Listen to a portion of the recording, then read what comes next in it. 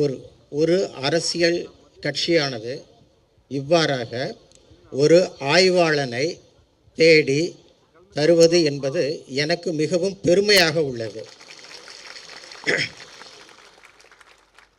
சாதாரணமாக ஒரு தட்டச்சு சுருக்கெழுத்தனாக பல்கலைக்கழகத்தில் சேர்ந்தேன். பௌத்தம் என்னை இந்த அளவுக்கு கொண்டு வந்து நிறுத்தும் என்று நான் எதிர்பார்க்கவில்லை. ஒரு சிறிய ஃப்ளாஷ்பேக். தமிழ் பல்கலைக்கழகத்தில் பகுதி நேர முனைவர் பட்ட ஆய்வு செய்யலாம் என்று ஒரு விதி கொணர்ந்தார்கள். அப்பொழுது இந்த தலைப்பை நான் தேர்ந்தெடுத்தேன். எங்கிருந்து தொடங்குவது என தெரியவில்லை. மூத்த பேராசிரியர் சோனா கந்தசாமி சொன்னார், தம்பி நீ யாரும் தொடாத துறையை நீ தொடுகிறாய், கவனமாக இரு. அதே செய்தியை ஐராவத மகாதேவன் சொன்னார். கும்பகோணம் சேதுராமனும் அதையே சொன்னார். எப்போ அது ரொம்ப கஷ்டம், உன்னால் முடியாது முடியாது முடியாது முடியாது என்று பெருமக்கள் சொன்னதும் எனக்கு ஒரு ஆசை இயல்பாக வந்துவிட்டது. கும்பகோணத்தில் பிறந்த நான், இயல்பாக கோயிலுக்கு புகழ்பெற்ற ஊர் கும்பகோணத்தில் பிறந்த நான், அந்த ஒரு பேக்ரவுண்ட்லேயே நான் இருந்திருக்கேன். நான் இருந்த வீட்டுக்கு அருகிலேயே, எங்கள் வீட்டுக்கு பக்கத்திலேயே கும்பேஸ்வரம் கோயில். அந்த கோயிலில் 16ஆம் நூற்றாண்டை சேர்ந்த ஒரு பௌத்த கல்வெட்டு இருக்கும் என்பதை நான் நினைக்கவில்லை. அதாவது சின்ன பிள்ளைகள் அந்த கோயிலில் விளையாண்டுருக்கேன், பிரகாரத்தில் விளையாண்டுருக்கேன், படிச்சிருக்கேன் காலேஜ் போகும்போதெல்லாம். அங்கு கல்வெட்டு, அதுதான் தமிழகத்தில் புத்தர் கோயில் இருந்ததற்கான கடைசி கல்வெட்டு. அதுக்கப்புறம் எதுவும் கல்வெட்டு கிடையாது. ஆனால் அந்த புத்தர் கோயில் இருந்ததாக சொல்லப்படுகின்ற இடத்தில், கும்பகோணத்துக்கு பக்கத்தில் திருவள்ளந்துறைன்னு ஒரு ஊரில், எங்கெங்கேயோ தேடி பார்த்துட்டு அந்த இடத்துல கல்வெட்டும் இல்லை, அந்த இடத்துல சிலையும் இல்லை, கோயில்கள் இருந்ததற்கான சான்றும் இல்லை. அடுத்தது, களப்பணி போகும்போது எப்படி களப்பணி போகிறது முடியுமா அப்படின்னு பார்க்கும்போது எங்கிருந்து ஆரம்பிப்பது என்ற சிக்கல். 1940 மயிலை சீனி வெங்கடசாமி பௌத்தமும் தமிழும் என்ற ஒரு நூலை எழுதியிருந்தார். அதில் பல செய்திகள் இருந்தது. அதை அடிப்படையாக வைத்து இறங்கினேன். சாதாரணமாக தியரி நிலையில், அதாவது கோட்பாட்டு நிலையிலேயே ஆய்வை நிறைவு செய்யலாம் என்று நினைக்கும் பொழுது பல அன்பர்கள் களப்பணி மூலமாகத்தான் வரலாற்றுக்கு பங்களிக்க முடியும் என்று சொன்னார்கள். 1940 மயிலை சீனி வெங்கடசாமி தன்னுடைய நூலில், நான் எடுத்த எல்லை பழைய தஞ்சாவூர், பழைய திருச்சி மாவட்டம், 10 சிலைகளை மட்டும்தான் குறிப்பிடுகிறார். 1940 நான் ஆய்வேட்டை முடித்து பின்னர் நூல் 2023 எழுதும் பொழுது கிட்டத்தட்ட 70 சிலைகள், அதாவது 60 சிலைகள் நான் பார்த்துருக்கேன் 30 வருஷத்தில். என் வாழ்வில் பாதி காலம் அந்த ஆய்வு காலமாக தான் இருந்தது. எங்கு சிலை இருந்தாலும் பார்ப்பது, குறிப்பு எடுப்பது. பல இடங்களில் புத்தரை சமணர் என்றும் சமணரை புத்தர் என்றும் சொல்வார்கள். அந்த ஒரு தெளிவெல்லாம் ஓரளவு செய்ய முடிஞ்சது. பாண்டிச்சேரியில் ஃப்ரெஞ்சு இன்ஸ்டியூட்டில் அவர் ஆவணப்படுத்தியிருக்காங்க. அதில் சில நல்ல செய்திகள், நல்ல சிலைகள் இருக்குது. அவங்களும் 12-15 தான் வச்சுருக்காங்க. அதாவது ஒரு வரலாற்றுக்கு அடிப்படை ஆதாரம், பிரைமரி சோர்ஸ் என்பது மிகவும் முக்கியம்.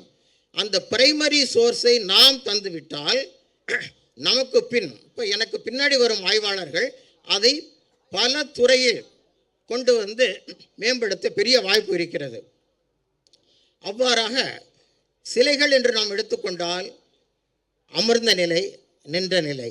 இங்கு புத்தரை பொறுத்த வரைக்கும் பெரும்பாலும் அமர்ந்த நிலை சிலைகள் தான் உள்ளன. நின்ற நிலை சிலைகள் 3 இல்லாட்டி 4, சுந்தரபாண்டியப்பட்டினம், திருவழஞ்சொலி, இது மாதிரி ஒரு 2-3 இடத்துல தான் இருக்கும். கூவம், இது மாதிரி 2-3 இடத்துல தான் இருக்குது. அமர்ந்த நிலையில் உள்ள சிலைகள் அனைத்துமே தலையில் ஞானத்தை உணர்த்தும் தீச்சுடர், மார்பில் ஆடை, இடுப்பில் ஆடை, நெற்றியில் திலகக்குறி, கையில் தர்மச்சக்கரம், அந்த ஆடை துக்குறு. அந்த கூறுகளை வைத்துக்கொண்டே நாம் புத்தர் சிலையா சமண சிலையா என்று நாம் எளிதில் கண்டுபிடித்து விட முடியும். இவ்வாறாக தேடிக்கொண்டு கொண்டே வரும்பொழுது ஒரு நாள் புதுக்கோட்டையில் சமணர் சிலை கண்டுபிடிப்பு, புதுக்கோட்டையில் புத்தர் சிலை கண்டுபிடிப்புன்னு ஒரு செய்தி பார்த்தா, புகைப்படத்தில் உள்ளது புத்தர் கிடையாது, சமணர். நண்பருக்கு ஃபோன் பண்ணுறேன், சரி உடனே போவோன்னு சொல்லிவிட்டு நாங்கள் அங்கே போகிறோம். போய் பார்த்தா அது இல்லை. மறுபடியும் என்ன செய்கிறோன்னா, அந்த சிலையை பார்த்துட்டு இது இந்த சிலை அல்ல, இது சமண தீர்த்தங்கரர் சிலை அப்படின்னு கொடுத்தோம். இது மாதிரி புத்தர் சிலையை பார்க்க சென்று நாங்கள் பார்த்த சமண சிலைகளே 13.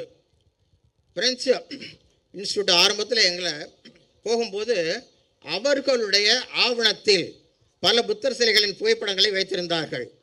1956 முதல் இருக்கின்ற பல சிலைகள் அவர்களிடம் இருக்கின்றன. அதை நான் தரவாக எடுத்துக்கொண்டேன்.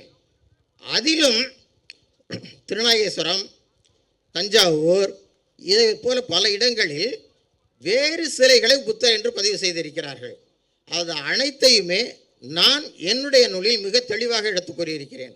இந்த ஒரு வேறுபாடு என்பது தெரிந்தால்தான் அடுத்தடுத்து நமக்கு பின்வரும் ஆய்வாளர்களுக்கு மிகவும் எளிதாக இருக்கும். 1978 வந்த மெயில் இதழை ஸ்ரீதரன் அனுப்பியிருந்தார். வெறும் தலைப்பகுதி மட்டும்.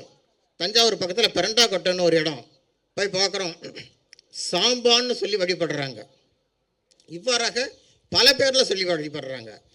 1995 எம்ஃபில் வந்து பல்கலைக்கழகத்துக்கு கொடுக்க போகிற டயத்தில் என்ன ஆகுதுன்னு சொன்னால், மாயவரத்துக்கிட்ட ஒரு கோயில் இருக்குது, புத்தர் கோயில். எங்கள் கும்பகோணத்தில் சொல்கிறாங்க மாயவரத்துக்கிட்ட ஒரு புத்தர் கோயில் இருக்குன்னு. அங்கே போகிறோம். போய் களப்பணியில் போய் இறங்குறோம். இறங்கி நாங்கள் இருக்கும் இடத்தில் மிக அருகில் அந்த கோயில் இருக்குது.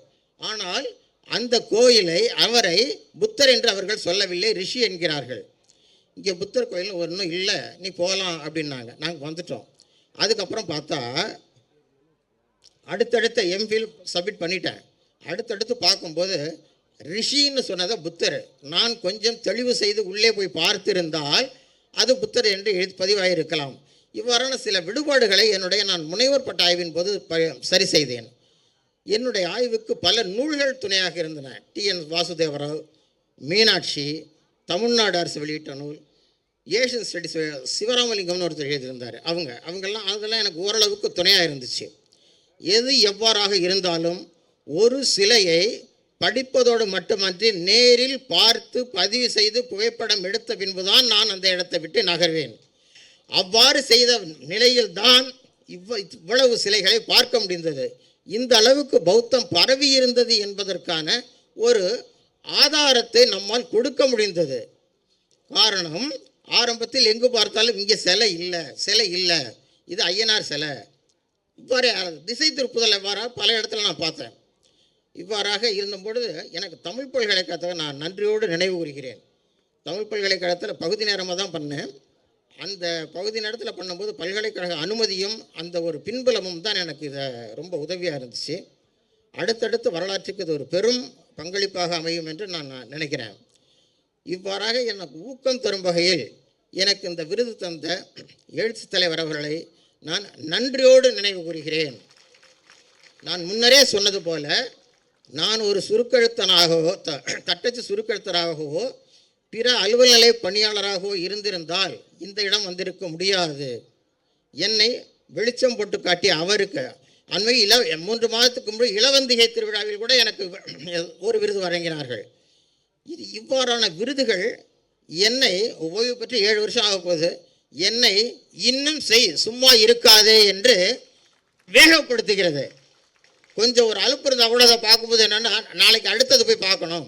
இதோ போன வாரம் புதுக்கோட்டையிலேருந்து ஒரு ஃபோனு, இங்கே ஒரு சிலை இருக்குங்க, நீங்கள் அவசியம் வந்து பாருங்கள், குழப்பமாக இருக்குன்னு சொல்லிட்டு. என்னுடைய ஆய்வுக்கு என்னுடைய குடும்பத்தார், குறிப்பாக என் மனைவி, பல குடும்பத்தில் நான் பார்த்துருக்கேன், மனைவி குடும்பத்தாரோட ஆதரவு அவ்வளோ இருக்காது. என்னுடைய மனைவி ஒரு சின்ன பையனை ஸ்கூலுக்கு மகனை அனுப்பும்போது எப்படி அனுப்புவாங்களோ, 93 என்னை எவ்வாறு அனுப்பினார்களோ அதை போலவே இன்றும் என்னை அனுப்பி வைத்தார். இன்னும் என் ஆய்வு தொடரும். அனைவருக்கும் நன்றி.